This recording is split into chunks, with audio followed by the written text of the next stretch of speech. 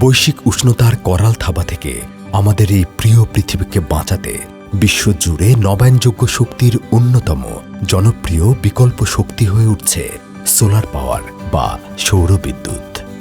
Germany, চীন এবং মার্কিন যুক্তরাষ্ট্রের মতো দেশগুলো সৌরবিদ্যুৎ উৎপাদনে নেতৃত্ব দিচ্ছে। জীবাশ্ম জ্বালানি ব্যবহার করতে হয় না বলে সৌরবিদ্যুৎ উৎপাদনে কার্বন নিঃসরণ অতি নগণ্য, ফলে পরিবেশের কোনো ক্ষতি হয় না। বাংলাদেশ কার্বন নিঃসরণ কমাতে বিশেষ গুরুত্ব দিয়েছে।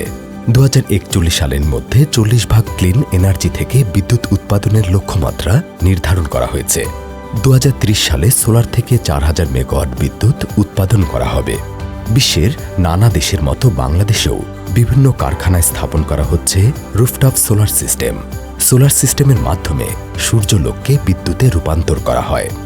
সোলার প্যানেলের কাজ হল সূর্যের আলো ব্যবহার করে বিদ্যুৎ উৎপাদন করা। এজন্য প্যানেলে রাখা হয় অনেক photovoltaic sell.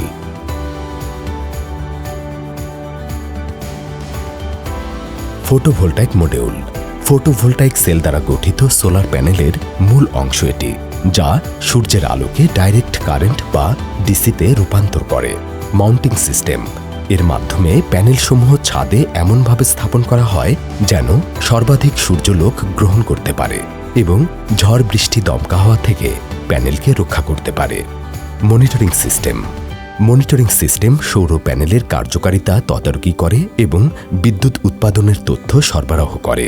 Inverter operation solar panel দ্বারা উৎপন্ন ডিসি বিদ্যুৎকে কারখানায় ব্যবহারের জন্য এসি বিদ্যুতে রূপান্তর করা হয় এই ইনভার্টারের মাধ্যমে।